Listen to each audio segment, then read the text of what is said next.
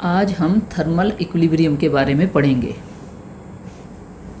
अगर हमारे पास दो इंटरैक्टिंग सिस्टम्स हैं और दोनों ही इंटरैक्टिंग सिस्टम्स एक दूसरे से आइसोलेटेड हैं, लेकिन अपने आप में वो इक्विलिब्रियम में हैं और उनकी अपनी एनर्जीज़ एवरेज एनर्जीज़ के बराबर होंगी। ऐसे इंटरैक्टिंग सिस्टम्स को अगर हम थर्मल कांटेक्ट में लेकर के आएं, थर्मल कांटेक्ट का क्या मतलब है यहाँ पर? थर्मल कांटेक्ट का अर्थ है कि हीट एक्सचेंज हो सकता है। तो अगर ऐसे सिस्टम्स को आप थर्मल कांटेक्ट में लेकर के आएंगे तो उन दोनों इंटरैक्टिंग सिस्टम्स में हीट एनर्जी एक्सचेंज होगा और ये हीट एनर्जी का एक्सचेंज तब तक होता रहेगा जब तक कि आपका जॉइंट सिस्टम इक्विलिब्रियम स्टेट में नहीं पहुंच जाता है, अर्थात total equilibrium condition.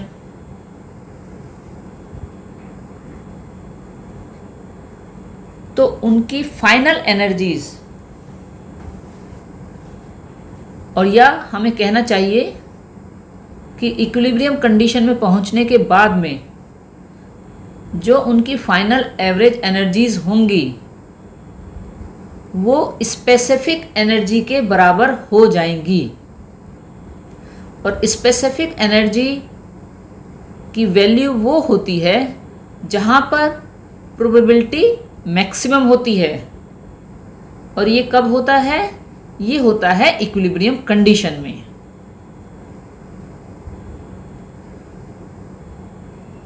Thermal equilibrium की स्टेट में पहुंचने के बाद हम ये पाते हैं कि दोनों इंटरैक्टिंग सिस्टम्स के जो पैरामीटर बीटा है वो बराबर हो जाते हैं। तो अगर आपके पास दो इंटरैक्टिंग सिस्टम ए और ए डैश हैं जो मिलकर के जॉइंट सिस्टम ए स्टार बना रहे हैं, तो आप ये कह सकते हैं कि beta will be equal to beta dash. Not only this, but we know in the condition of maximum probability at equilibrium, the sum of entropies of the both interacting systems is found to be maximum. इतना ही नहीं है, हम ये जानते हैं कि जो maximum probability की कंडीशन आती है इक्विलिब्रियम में, उस वक्त जो आपके इंटरैक्टिंग सिस्टम्स हैं उनकी जो एंट्रोपीज का सम है वो भी मैक्सिमम होता है। पिछले लेक्चर में हमने एंट्रोपी के बारे में पढ़ा था।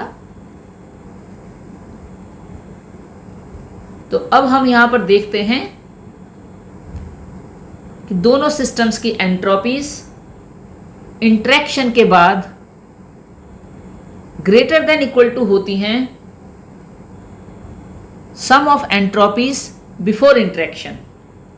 तो इस इक्वेशन में हम देख रहे हैं S function of average energy after interaction E F plus S dash function of average energy E F dash is greater than equal to entropy function of E I before interaction average value plus S dash function of EI dash average,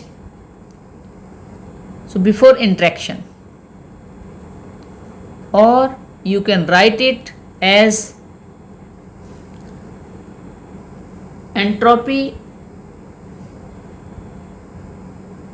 EF average का function minus entropy EI average का function plus S dash function of EF dash average value minus S dash function of EI dash average value is greater than equal to 0, or you can write it as delta S plus delta S dash is equal to और greater than 0।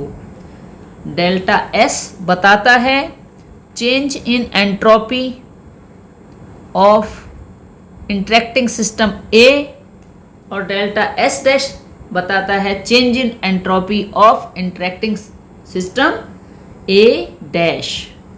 और delta S is equal to difference of entropies before interaction and after interaction. And delta S dash बताता है difference of entropies after interaction and before interaction. तो ये जो entropies का difference है, यानी इंटरेक्शन के बाद की एंट्रोपी में से अगर आप सब्ट्रैक्ट कर देते हो इंटरेक्शन से पहले वाली एनर्जी पहले वाली एंट्रोपी, तो आपको डेल्टा S और डेल्टा S डैश मिल जाते हैं। The interacting systems A and A dash of the joint system A star exchange heat when they are brought in thermal contact with each other. But we know that the total heat of our joint system A star remains conserved. जो interacting systems A और A dash हैं joint system A star के, वो आपस में heat exchange करते हैं जब उन्हें एक दूसरे के साथ थर्मल कांटेक्ट में लाया जाता है। लेकिन हम ये जानते हैं कि जो हमारा जॉइंट सिस्टम A स्टार है उसकी टोटल हीट कंजर्व्ड रहती है। इसलिए हम लिख सकते हैं sum of average energies after interaction will be equal to sum of average energies before interaction, क्योंकि टोटल हीट कंजर्व्ड है। इसको हम इस तरह भी लिख सकते हैं energy difference between average energy after interaction minus average energy before interaction of system A plus same for system A dash is equal to 0। यानी सिस्टम A की इंटरेक्शन से बाद की और पहले की एवरेज एनर्जीज का डिफरेंस और सिस्टम A डैश की पहले की और बाद की एवरेज एनर्जीज का डिफरेंस और इन दोनों का जो सम है वह 0 होगा। अब अगर हम ये कहते हैं कि Q जो है वो हीट है जो आपका सिस्टम A एब्जॉर्ब करता है और Q डैश वो हीट है जो आपका सिस्टम A डैश एमिट करता है, तो इक्वेशन 2 को यूज़ करते हुए हम लिख सकते हैं Q plus Q dash equal to 0, where your EF average minus EI average is equal to Q and EF dash average minus EI dash average equal to Q dash. तो Q आपका average energies का difference है system A का और Q dash आपका average energy का difference है system A dash का। So from equation 3 we conclude that Q will be equal to minus Q dash. अब यहाँ पर Q पॉजिटिव है, तो Q के पॉजिटिव होने का मतलब है कि जो सिस्टम A है वो हीट एब्जॉर्ब करता है और Q डैश यहाँ पर नेगेटिव है, जिसका अर्थ है कि system A dash heat emit करता है। However, the amount of heat absorbed is equal to the amount of heat emitted by the other interacting system. जो हीट एब्जॉर्ब होगी उसका अमाउंट जो हीट एमिटेड होगी दूसरे सिस्टम द्वारा उसके बराबर होगा। There will be no exchange of heat after the system reaches to the state of thermal equilibrium. Heat दोनों इंटरेक्टिंग सिस्टम्स में हीट एक्सचेंज तभी तक संभव है जब तक कि आपका सिस्टम थर्मल इक्विलिब्रियम की स्टेज में नहीं पहुंचता है।